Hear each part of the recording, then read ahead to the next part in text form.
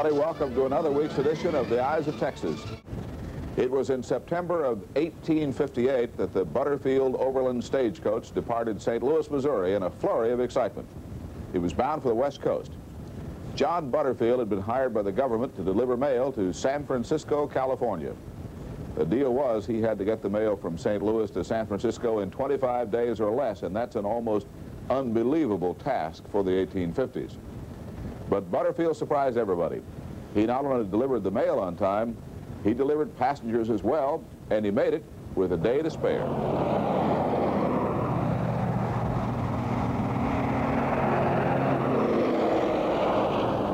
The sounds are quite different now, but the scenery is much the same as it was 115 years ago when the Butterfield Overland Stage Line was traveling through this country at a rate of 2 coaches a week. $200 to go west for dreamers, $100 for the realists to come back to St. Louis. The hoofbeats are gone and replaced by the constant roar of the gas guzzlers that carry motorists that don't even have time to stop and see the marker that makes this spot so special. This is Chimney Creek Ranch outside of Albany, once a part of the vast Matthews Empire of West Texas, now in the hands of Chan Driscoll of Midland. Chan's grandfather, G.R. Davis, bought the ranch in 1915, and in doing so, purchased a valuable piece of Texas history. Some old livestock loading pens that date back to the original Matthews are still standing and are still in use. When Bud Matthews was alive, the cattle were rounded up for the northern markets and loaded on boxcars of the Texas and Central Railroad.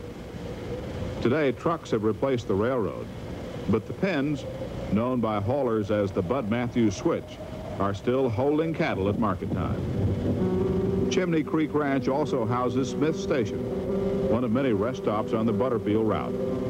It was built in 1858 in the wilderness of Shackelford County and was the only stage stop between the Clear Fork of the Brazos and Fort Phantom Hill.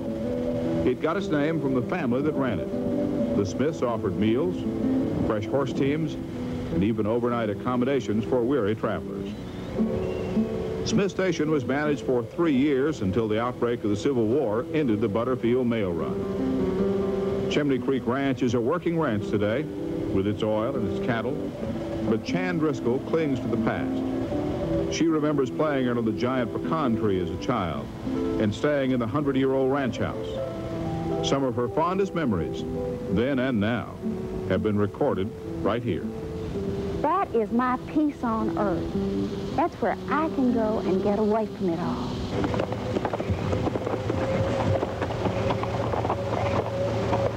The 4th generation of Wallers are still living on this ranch. Robert Waller and his wife Ruby live there right now, and they have children and grandchildren that work that ranch.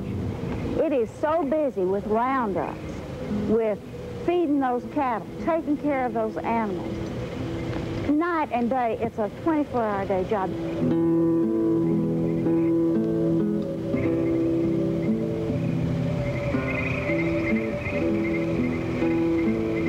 The history is getting harder and harder to hold on to. Except for a marker, Smith Station is little more than a memory. Never really was much here in the first place, just tents and pens.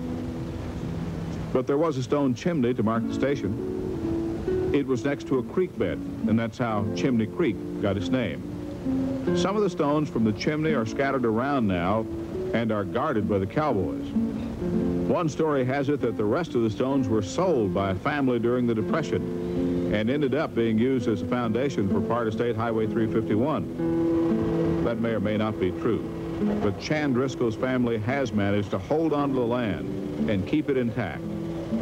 And with it, the memories of a remarkable era in Texas past, still alive here in the West.